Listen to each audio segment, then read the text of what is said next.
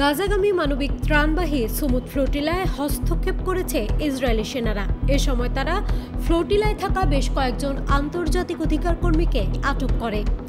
আটক ব্যক্তিদের মধ্যে সুইডিশ পরিবেশ কর্মী গ্রেটা থানবার্গ রয়েছেন বলে নিশ্চিত হওয়া গেছে। ফ্লোটিলার নৌযানগুলো গাজার কাছাকাছি পৌঁছালে সেখান থেকে সরাসরি ভিডিও সম্প্রচার শুরু হয় এবং যাত্রীদের নিরাপত্তার বিষয়টি তুলে ধরা হয় জোর দিয়ে।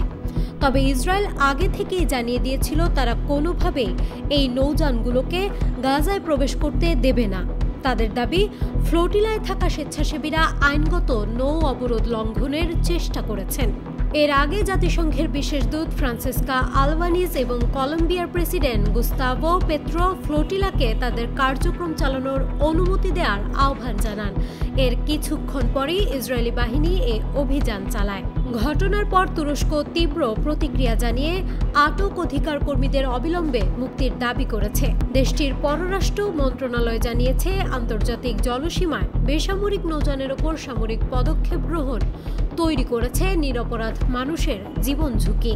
নিন্দা জানিয়েছে ভেনেজুয়েলাও। দেশটির পররাষ্ট্রমন্ত্রী ইভান গিল জানান, ইসরায়েলি সেনাদের শান্তিপূর্ণ মিশনের ওপর হামলা ছিল কাপুরুষোচিত। ফ্লোটিলার লক্ষ্য ছিল ফিলিস্তিনে অনাহারে থাকা মানুষের কাছে ৫,৫০০ টন মানবিক সহায়তা পৌঁছে দেয়া। এদিকে কলম্বিয়ার প্রেসিডেন্ট গুস্তাভো পেত্রো প্রতিবাদ স্বরূপ ইসরায়েলি কূটনীতিকদের বহিষ্কার করেছেন। একই সঙ্গে দুই দেশের মধ্যে বিদ্যমান মুক্ত বাণিজ্য চুক্তি বাতিলের ঘোষণা দিয়েছেন। অন্যদিকে আল জাজিরা আরও জানিয়েছে, প্রায় ৩০টি ফ্লোটিলার নৌযান ইসরায়েলি বাহিনীকে ফাঁকি দিতে সক্ষম হয়েছে। বর্তমানে তারা গাজা উপকূল থেকে প্রায় ৮৫ কিলোমিটার দূরে অবস্থান করছেন এবং গাজামুখী এই নৌযানগুলো ৫,৫০০ টন মানবিক সহায়তা পৌঁছে দেওয়ার লক্ষ্য নিয়ে এগোচ্ছে। পরিস্থিতি ক্রমেই উত্তেজনাপূর্ণ হয়ে উঠেছে। ইসরায়েলি অভিযানের নিন্দা আন্তর্জাতিক মহলে জোরদার হলেও আটক অধিকার কর্মীদের ভাগ্য এখনও অনিশ্চিত।